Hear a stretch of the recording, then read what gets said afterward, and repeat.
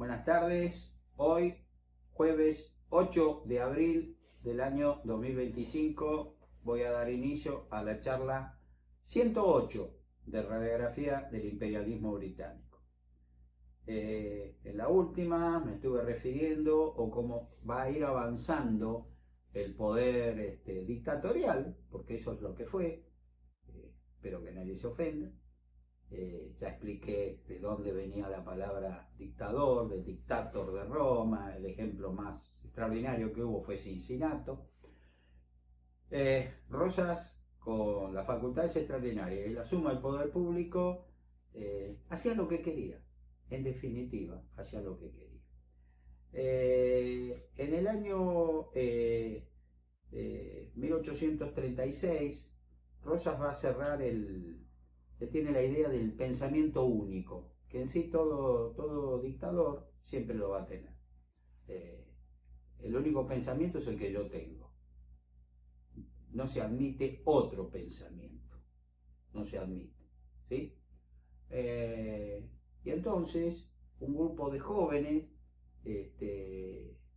con gente que fue muy importante, muy destacada, había creado el llamado Salón Literario, donde se reunían para hablar de nuevas ideas, que llegaban acá libros, folletines de Europa, y donde, sin intención de derrocar al gobierno, por supuesto, estos jóvenes, la mayoría de ellos gente muy culta, por ejemplo, Esteban Echeverría, el doctor Juan Bautista Alberdi, y bueno, daban a conocer sus ideas, intercambiaban opiniones, que no siempre eran compartidas por el resto. De ahí es que se armaban lindos debates, lindas discusiones, donde nadie se enojaba, pero cada uno defendía tal punto, tal otro. Cuando Rosas se entera de este tipo de reuniones, no, se prohíbe el salón literario. Chao, se acabó. El 9 de abril de 1836, quizás lo sorprenda esto que les voy a mostrar ahora, Rosas va a los porteños que pasaron frente al fuerte de Buenos Aires, se sorprendieron al ver ondeando en lo que hoy es la Casa Rosada esta bandera.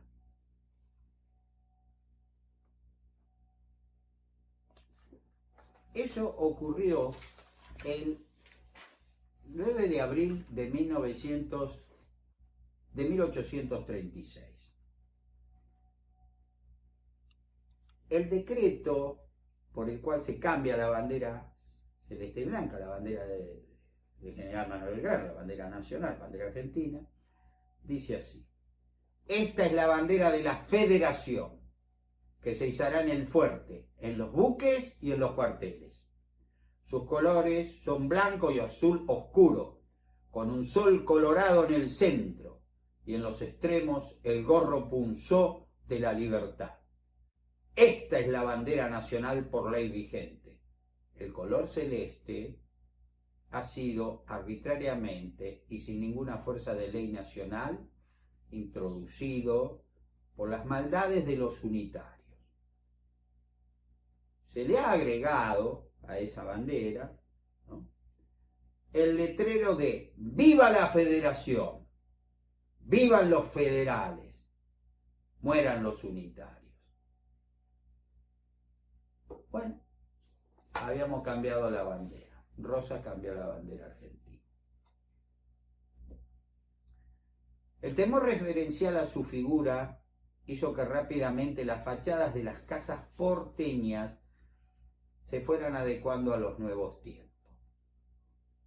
Se pasaron a pintar de color rojizo y o rosado, mezclando la cal con sangre de vaca, que va a ser, años después, como curiosamente Sarmiento va a hacer pintar así la Casa Rosada, que así quedó su nombre.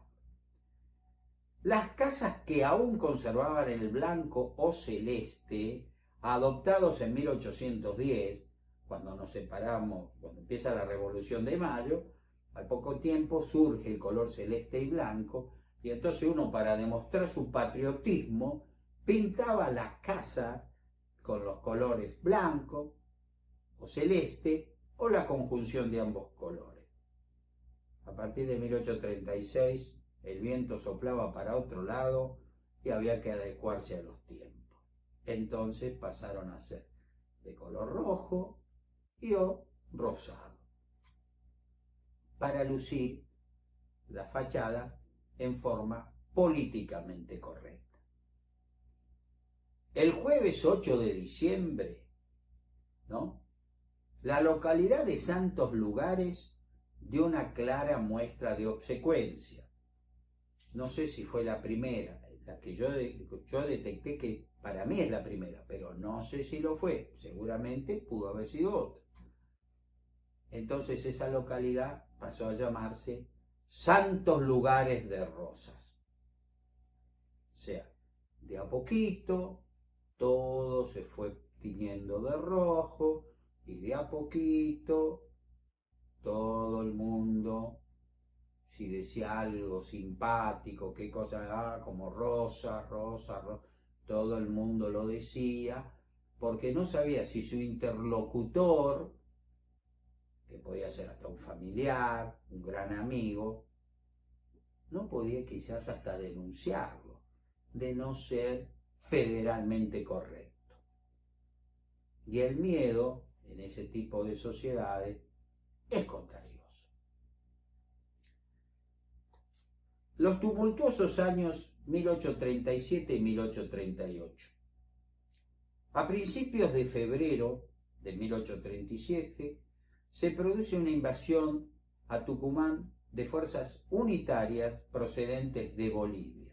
Pasaron por Salta y siguieron hasta Tucumán.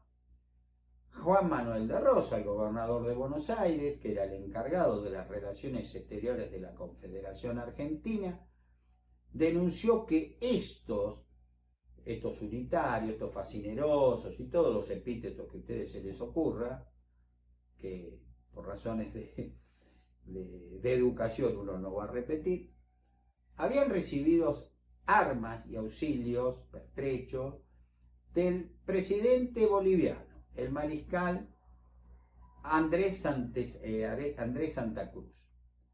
Y por eso la Confederación Argentina se va a aliar con Chile en una guerra que ese país tenía con la denominada Confederación Peruano-Boliviana, que era un país creado, como lo dice el nombre, con la unión de Bolivia con el Perú, la Confederación Peruano-Boliviana.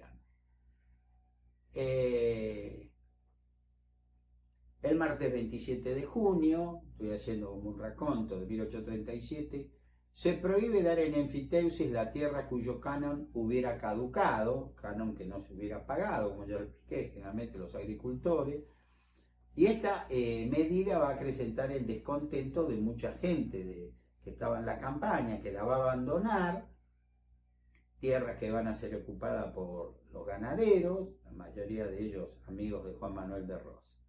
Y esa gente desplazada fue a vivir a la ciudad de Buenos Aires, al pueblo de Chascomús, a Tandil, y a vivir de lo que podía.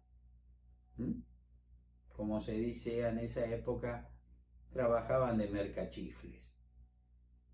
Una palabra, un argot, que significaba, bueno, que se la rebuscaban como podían, porque habían dejado de ser agricultores. Parecía que había algo desdeñoso con estar pisando el suelo, sembrando. No, el verdadero trabajo de un hombre era arriba del caballo. Acuérdense el gaucho ese que le dijo a Darwin: yo no tengo trabajo porque soy pobre. ¿Se acuerdan? No la voy a repetir la anécdota. Bueno, acá era más o menos la misma cosa. Si bien se juzgó en Córdoba a los hermanos Reinafé, que eran los gobernantes de esa provincia, por el asesinato del general Juan Facundo Quiroga, considerándose que fue una parodia judicial, estos fueron declarados inocentes. diciendo, nosotros no tuvimos nada que ver. Reina Fe, sus hermanos, no sabemos qué pasó en Barrancayaco. Rosas, como yo ya les expliqué en charlas pasadas, considero que le tenía un afecto sincero a la figura de Quiroga. Era un hombre con el cual no siempre coincidió, pero lo consideraba un hombre leal, un hombre que lo que pensaba lo decía, y lo decía, por supuesto, como era muy valiente, llegado el caso había que aguantarlo a Quiroga, ¿no es cierto? Pero él lo tomó como algo personal, el asesinato de Quiroga, que lo catapultó a su segundo gobierno. Por eso, enterado de esta parodia en Córdoba, amenazó a esa provincia en que me traigan a todos los asesinos a Buenos Aires, porque los vamos a juzgar acá. Un tribunal nacional los va a juzgar. El nuevo gobernador de Córdoba, que era un títere de los Reina Fe, Pedro Nolasco Rodríguez, en principio no quiso cumplir la orden, porque Rosas le envió una orden, como diciendo, usted es el gobernador, pero relaciones exteriores sí, pero en el interior somos todos iguales, las provincias. Mejor dicho, eso es lo que Rodríguez pensaba, y supuestamente era lo que tenía que regir, pero Rosas no aceptaba eso. Él, si bien era gobernador de Buenos Aires, consideraba que sus facultades extraordinarias y la suma del poder público reinaban, como quien dice, en toda la nación, en todas las provincias unidas, en la Confederación Argentina.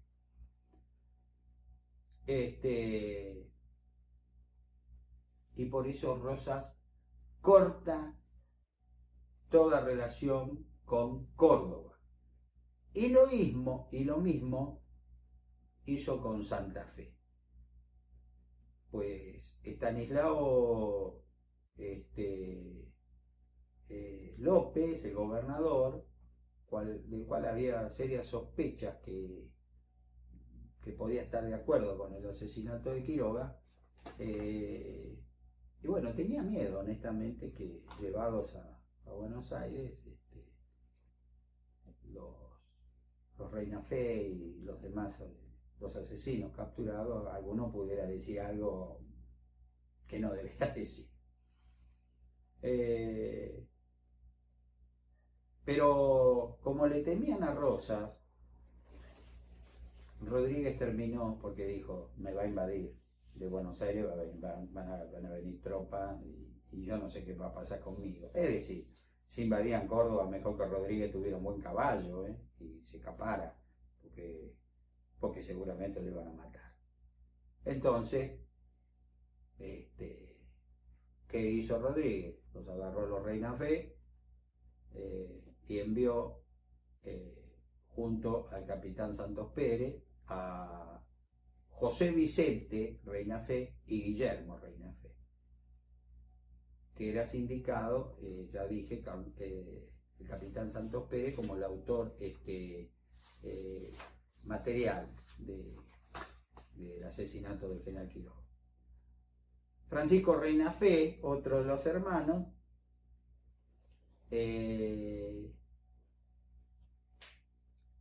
huyó al Uruguay, y su hermano José Antonio, otro Reina Fe, quiso huir a Bolivia, pero fue detenido. Luego de 2 años de juicio, fíjense, 2 años de juicio, José Vicente, Guillermo Reina Fe y Santos Pérez fueron sentenciados a muerte. En tanto, su hermano José Antonio falleció en prisión, mientras que Francisco Reina Fe murió en 1840 combatiendo contra el gobernador santafesino Juan Pablo López, hermano y sucesor de Estanislao López, que va a morir en 1838. Y ustedes dirían, qué casualidad que murió Estanislao López y lo sucedió al hermano. Y sí, porque en ese entonces las provincias eran como bienes hereditarios, ¿no es cierto? Y bueno, no quiero hacer referencia a temas de la actualidad, pero a veces ustedes ven que en provincias la dinastía, ¿no?, sigue, y, bueno, y así no fue mal, no fue mal. El jueves 26 de octubre de 1837 fueron ejecutados en la Plaza de la Victoria de Buenos Aires, frente al Cabildo, que fue rodeada por tropas al mando del general Agustín de Pinedo. No sé si se acuerdan de Pinedo, el que habían enviado a sofocar a los rosistas y llegó y se pasó de bando. Costumbre panquequera que tuvimos en varias cuestiones de nuestra historia. Las tropas al mando de Pinedo se pusieron ahí para evitar desórdenes y presenciar la ejecución. Desórdenes no iba a haber, en fin, fue una parada militar, ¿no? Luego de leerle la sentencia bajo los arcos del Cabildo, se lo fusiló. El cobarde Santos Pérez fue ajusticiado, él y los demás, ¿no?, en una silla sentado, porque no podían tenerse en pie. A continuación se los colgó en una horca construida para exhibir sus cadáveres, y así permanecieron varias horas.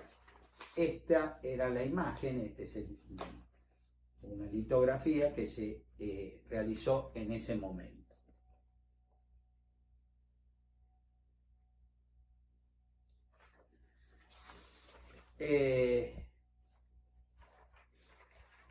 Pese a estar la cosa tan brava, la juventud tiene algo que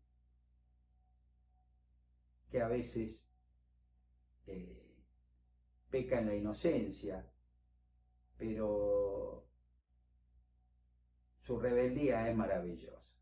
Si uno no ha sido rebelde de alguna manera en su juventud, y yo le diría que debe ser triste llegar a viejo, ¿no?, habiendo siempre siendo una oveja.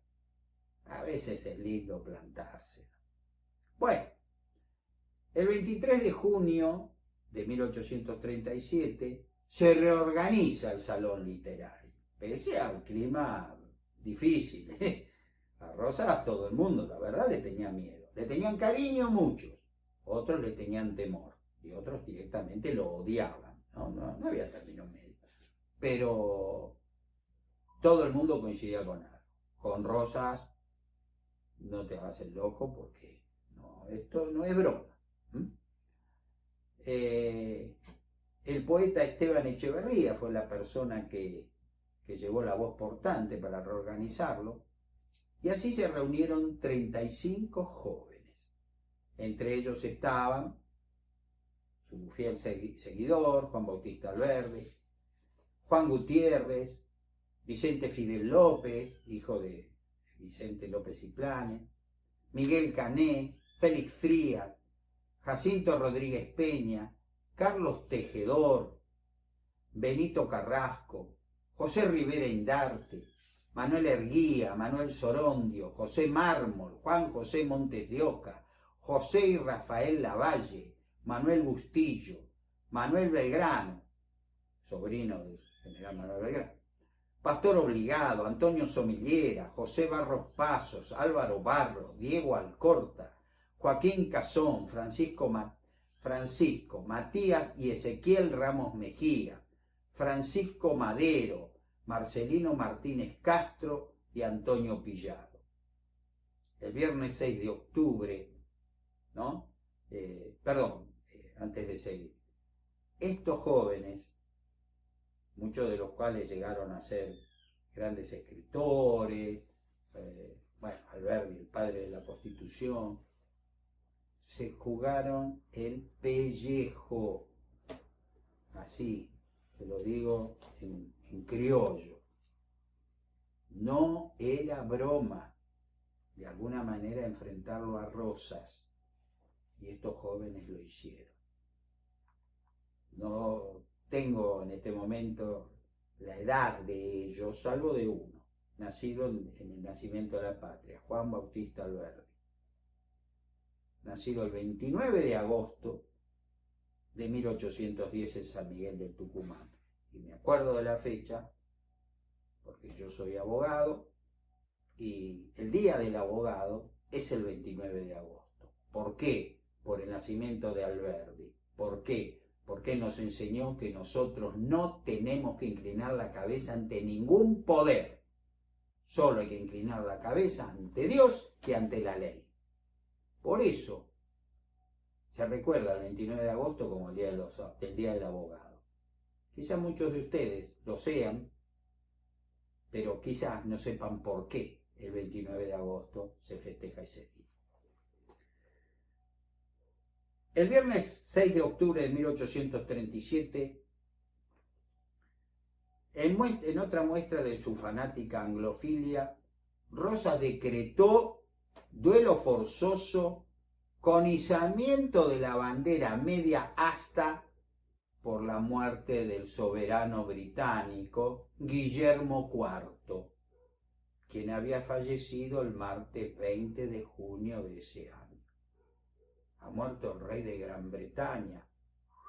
Bandera argentina, la bandera que les acabo de mostrar, era la bandera que teníamos en ese momento, la azul oscura, blanca, azul oscura con sol rojo y 4 gorros frigios a los costados, como ya la demostré.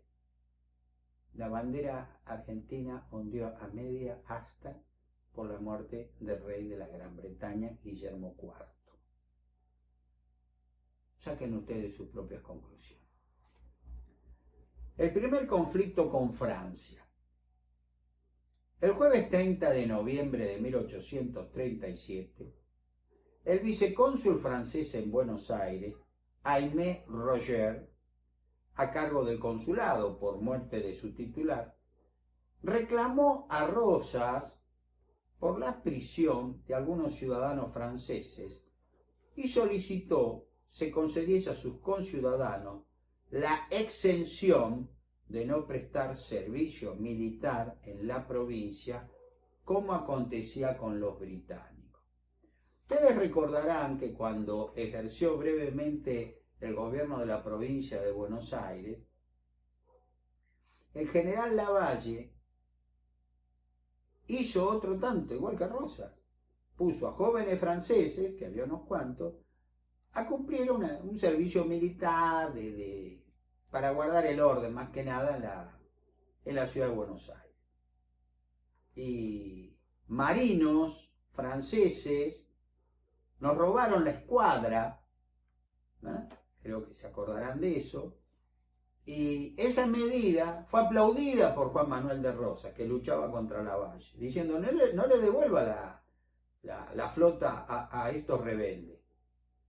Y si ustedes necesitan comida, desde el Tuyú hasta Quilmes, nosotros le podemos llevar carne salada y carne fresca para las tropas. Esto ocurrió en 1829, acuérdense, era el almirante Betancourt el que hizo eso. Ahora Rosas está haciendo lo mismo que había hecho Lavalle. Y el cónsul francés le dice: señor gobernador, le pido que no ponga a ciudadanos franceses a servir en la milicia porque son franceses. Pero Rosas en 1829 apoyó que marinos de la Armada Francesa nos robaran nuestra escuadra. Me acuerdo que a bordo de ella estuvo y trató de combatir lo mejor que pudo ese maravilloso soldado marino que fue Tomás Espora. Lo estoy diciendo de memoria, puedo cometer algún error en la fecha, pero no, fue en 1829, estoy seguro. Cuando Rosas recibe esta carta, esta nota imperativa del cónsul Aimé Roger, se negó a tratar con él, aduciendo que carecía de credenciales de encargado de negocio. ¿Y cómo iba a tener credenciales este funcionario francés, que era el segundo, digamos, al morir el otro? O sea, hasta que en Francia se enteraron que había muerto el encargado de negocio y nombraron un reemplazante, automáticamente el que estaba, era su segundo, subió al primer puesto. Así que Roger automáticamente estaba en el cargo. Ubiquémonos en el tiempo. Cuando acá pasaba una cosa así, en París se enteraban, ellos, 3 meses más tarde, nombraban a otro, o lo ratificaban a Roger, o otra vez venían acá. Bueno, la cuestión era que entre idas y diretes, la cosa tardaba un par de meses, 3, 4 meses, mínimo. Pero Rosas le informó, por izquierda, si ustedes quieren, veladamente, extraoficialmente, a Roger, que los ciudadanos británicos estaban exceptuados del servicio militar en nuestro país porque la ley que habíamos firmado con el Reino de la Gran Bretaña el miércoles 2 de febrero de 1825, durante la presidencia de Bernardino Rivadavia, era una ley nacional. Y entonces la provincia de Buenos Aires acataba. Con los británicos no nos metemos. Encima Rosa, que le tenía simpatía, menos iba a incorporar británicos a nuestras tropas. Pero la que obligaba a los extranjeros a cumplir el servicio militar, entre ellas los franceses, había sido votada en 1821 por la legislatura de la provincia de Buenos Aires. Así que, en el buen sentido militar, como se dice, saludo uno, saludo dos. Los franceses van a tener que formar parte de la milicia de la provincia de Buenos Aires.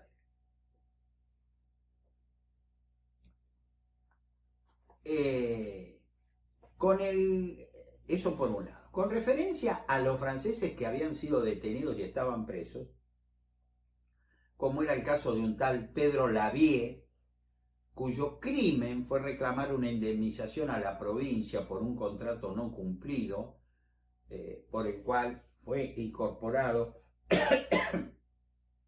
al ejército provincial y luego encarcelado acusado de robo, se le informó a Roger que estaba a disposición de las autoridades judiciales. Entonces se le dijo: señor Roger, el gobierno de la provincia, o sea, Juan Manuel de Rosas, no tiene nada que ver. Acá la justicia es independiente. Rosas pensó que con esa respuesta había concluido el tema, y acostumbrado a una ciega obediencia, se sorprendió que Aimé Roger insistiera en sus demandas, sumando ahora el caso del litógrafo César Hipólito Baclé, que estaba en prisión acusado de espionaje a favor de la Confederación Peruano-Boliviana, con la que estábamos en guerra, acuérdense, aliados con Chile, como diciendo, este hombre no tiene nada que ver y aparte su salud es muy delicada, está en prisión de muy mala manera. Digamos, por un acto de humanidad le pido que lo deje estar en su casa, lo sumo, mientras se sustancia la causa, está en Buenos Aires, no se puede escapar. Y si se pudiera, vamos a poner que él fue culpable de lo que se lo acusa, solicitamos que se lo juzgue en Francia y que, llegado el caso, pague con prisión en Francia. El haber sido, entre comillas, repito, supuestamente un espía a favor de la Confederación Peruano-Boliviana. O directamente, señor gobernador, por razones de salud, le pido que lo perdone, lo indulte, ¿no? Rosas ni siquiera le contestó.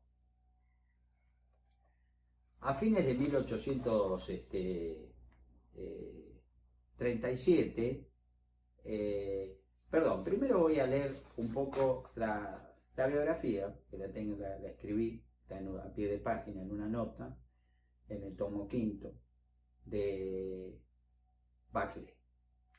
Nació en Versoix, cerca de la ciudad de Ginebra, Suiza, el martes 16 de febrero de 1790. Era hijo de un exiliado francés, Jacques Bacle, y tuvo una esmerada educación. Aprendió dibujo, cartografía, ciencias naturales y topografía.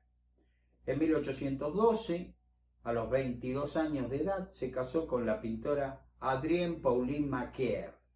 En 1817 recorrió África por 2 años, llegando a ser brevemente gobernador de la posesión francesa de Senegal. Arribó a Buenos Aires en 1828 y el miércoles 19 de noviembre de ese año puso un aviso en la Gaceta Mercantil por la que decía que había abierto un taller litográfico ubicado en la calle de la Catedral número 17. Adquirió herramientas y materiales del naturalista y comerciante francés Juan Bautista d'Aubille, convirtiéndose de ese modo en el más prolífico litógrafo del país.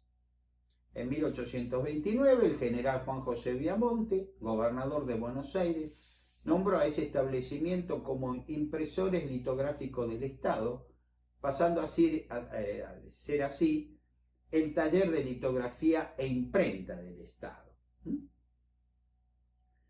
César Hipólito Bacle desarrolló una gran tarea. Publicó los principios de dibujo, vistas de la ciudad de Salta, los retratos de Manuel Belgrano, Manuel Dorrego, además de varios facímiles de sus cartas. Y Pascual Echagüe también, ¿no? Le hizo el retrato. Publicó 10 cuadernos que conforman su monumental obra Colección General de Marcas de Ganado de la provincia de Buenos Aires. Trabajó en el proyecto de los fastos de la República Argentina, comenzando a trabajar en su obra Trajes y Costumbres de la provincia de Buenos Aires. Ese mismo año de 1829 propuso la creación de un Montepío y un jardín de aclimatación. En 1830 publicó el Boletín de Comercio, un periódico de información comercial y de tráfico marítimo. El martes 1 de marzo de 1831 reabrió con su esposa en la calle Florida número 122 el Colegio de Señoritas. En 1832 el gobernador Juan Manuel de Rosas decretó que los editores extranjeros debían nacionalizarse, por lo que Bacle cerró el Boletín de Comercio, transfirió la imprenta a un administrador y emigró a la isla de Santa Catalina, Brasil, donde permaneció poco menos de un año, reuniendo una gran colección de minerales, vegetales y animales embalsamados y objetos indígenas, los que perdió en 1833 en viaje de regreso a Buenos Aires al naufragar su buque. No estando Rosas en el poder, estaba en la campaña del desierto, se hizo cargo de la litografía del Estado, reiniciando la publicación de su obra Cumbre, Trajes y Costumbres de la provincia de Buenos Aires, que terminó 2 años más tarde, la que fue ilustrada por artistas de gran renombre como Arturo Onslow, Hipólito Moulin y Carlos Enrique Pellegrini, padre del futuro presidente de la Nación Argentina. En 1835 abrió la Imprenta del Comercio, que quedó a cargo de su hijo mayor, Augusto Bacle, mientras él publicó el Diario de Anuncios y Publicaciones Oficiales de Buenos Aires, que fue el primer periódico ilustrado argentino. Incansable, el sábado 4 de abril de 1835, Rosas ya está en el poder, inició la publicación del Museo Americano, el primer libro ilustrado impreso en un establecimiento litográfico del país, que también fue conocido como Libro de todo el Mundo, cuyo primer tomo, de 416 páginas y 126 litografías, pretendía que en él se hallan materias de todos los precios, de todos los gustos, cosas antiguas y modernas, animadas e inanimadas, monumentales, naturales, civilizadas, salvajes, pertenecientes a la tierra, al mar, al cielo, a todos los tiempos, procedentes de todos los países. En una palabra, imitar en nuestros grabados, describir en nuestros artículos todo lo que sea digno de fijar la atención y las miradas. En 1835, al instalar Gregorio Ibarra, amigo de Rosas, la litografía argentina, Baclé debió sentir cierto temor, no a la competencia, porque este hombre no estaba a su nivel, sino que sabía que el gobernador Juan Manuel de Rosas no le tenía simpatía por el desaire que le habría hecho en 1832 al no nacionalizarse. Y por eso, luego de publicar 25 números de El Recopilador, obra similar al Museo Argentino, en octubre de 1836 viajó a Chile, donde firmó con el ministro Diego Portales un contrato para fundar la imprenta y litografía del Estado chileno. Retornó a Buenos Aires para preparar su partida para trasladarse a Chile en marzo de 1837, cuando fue arrestado y detenido en el cuartel de Retiro, acusado de estar vinculado con el expresidente Bernardino Rivadavia, de vender planos militares a la Confederación Peruano-Boliviana, país con el que estábamos en guerra, y de estar en contacto y convivencia con los unitarios exiliados en Chile y en la banda oriental, cuando en realidad su crimen fue traer unas cartas de exiliados en Santiago de Chile para sus familiares. La acusación era ilógica. Baclé retornó para mudarse a Chile, país que era aliado nuestro en la lucha contra la Confederación Peruano-Boliviana. Y Portales, les aclaro, no fue ningún tonto, el hombre fuerte de Chile. Es decir, pensar que Diego Portales lo iba a nombrar a un espía de la Confederación Peruano-Boliviana en un alto cargo en Santiago de Chile, verdaderamente era una locura. Pero bueno, esa fue la acusación que pesó sobre Baclé y por eso fue preso. Y mis queridos amigos, como no tengo más tiempo, su triste final, queda para el próximo martes. Como siempre, han sido ustedes muy amistosos hacia estas charlas y les vuelvo a repetir, cualquier duda que tengan o cualquier crítica es más que bienvenida. Muchísimas gracias por su atención. Buenas tardes.